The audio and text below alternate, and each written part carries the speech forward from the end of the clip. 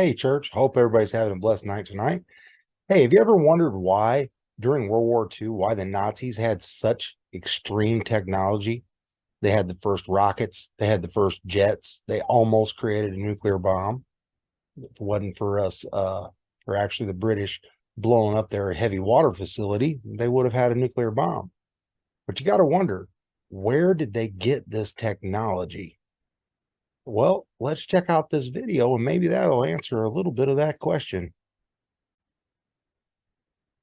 From the ashes of World War I, Adolf Hitler attempted to build a sinister new world order. New world order. Led by Where does that sound familiar? Spreading a reign of terror unlike any the world had ever known. That's for sure. Many believe the Nazis conjured strange spirits and follow the cult practices. They definitely conjured some strange spirits. Now documents prove that their beliefs were based on a perversion of ancient pagan law, a twisting of mythic battles between forces of like two darkness, and a terrifying journey into a world ruled by mysteries. Man.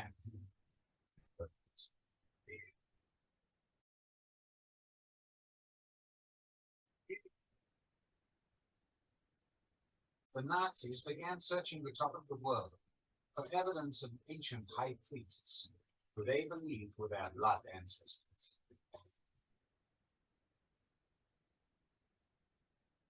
Pay attention, they were definitely priests, but not of God. Was to form the foundation of Germany's new religion, a religion with Adolf Hitler as its high priest. Inspiring Hitler's evil crusade was a belief that pure Aryan blood was being contaminated by so-called inferior races, and that once rid of foreign elements, a new race of Aryan supermen would rule. This was the Nazi interpretation of ancient myths and cult lore, dating back thousands of years.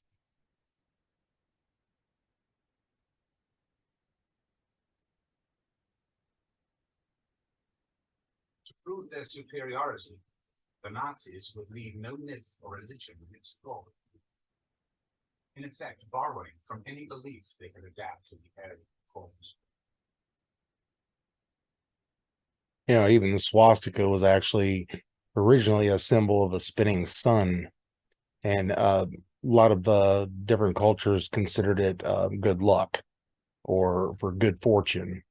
But the Nazis definitely changed that view, didn't they?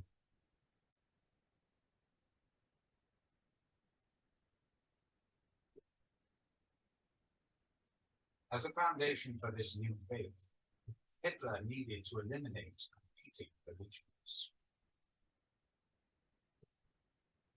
Wanted to eliminate competing religions. Well, he definitely got that from his Catholic upbringing, because that's pretty much what they've done throughout history, right?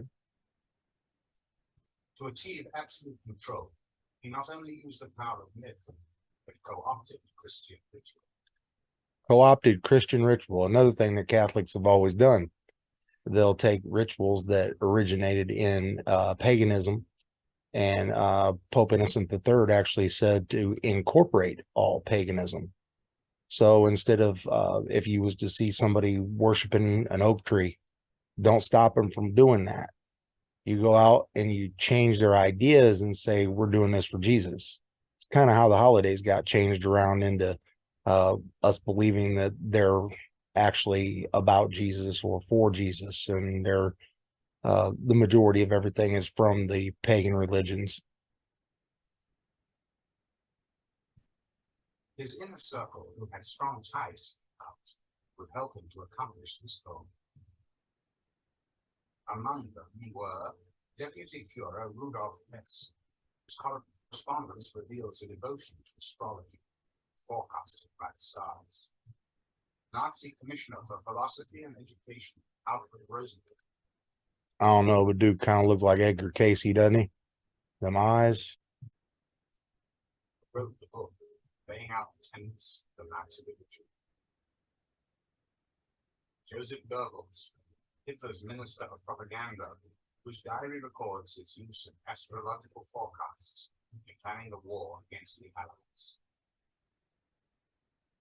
And Heinrich Himmler, head of the SS and the Nazi death camps, whose personal papers reveal that he was the master occultist of the Third Reich and ultimately the architect of the new Nazi religion.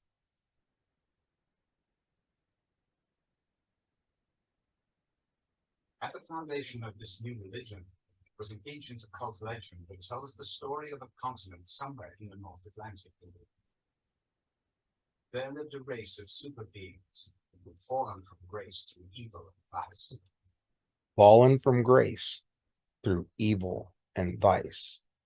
Who do we know that fell from grace? Fallen angels, right? Let's listen.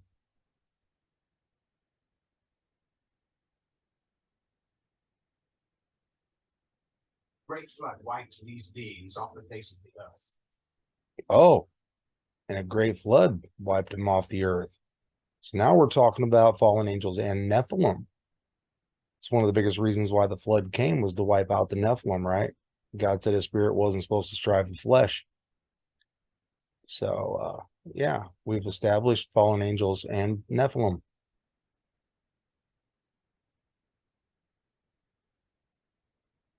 But before they could all be destroyed, certain priests escaped by boat,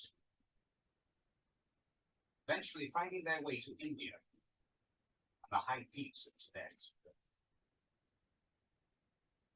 These escaped priests. Yeah, they believe that I think it was 33 of them landed on Mount Hermon, and that's where all of the Nephilim scattered from that point forward. But they didn't just happen before the flood. The Bible says in 6:4 in Genesis 6:4 that, and also after that. So they did continue after the flood. It's unclear exactly how the Nephilim made it past the flood. There's several different theories, but we just get right back into this because this is fallen angels and Nephilim. Believed by mystics to be the original race of Aryan God, were said to be the ancestors of all Indian and European people. Aryan godmen. Atlantis. Now, land was called Atlantis. Atlantis is going to be some other things that we might be able to get into. I'm not 100% sure by any means. It's my opinion, but I think Atlantis probably did exist. It's on a lot of the ancient maps, so on and so forth. All the cultures know about it. There's a lot of different evidence that it probably did exist. I believe that that was pre-flood, but yeah, we'll probably get into that at some point in time. But I wanted to bring this forward because the Nazis were so far ahead of us in technology. If it wasn't for basically the whole world coming against them, they would have won. Any one country they probably could have defeated. I mean, it's a little known fact because they tell us that, you know, enemy troops have never been on continental soil, the United States. That's not true. Actually, some Germans did land, I believe it was in New York, up on the beach, and they just happened to run into a Boy Scout, and the Boy Scout basically called the police and reported them. So good job, Boy Scout. But yeah, there's a lot of things that we've been lied to when it comes to World War II.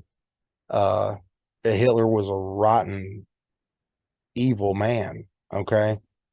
But a lot of the things that we've been told about him are not true. They're just not.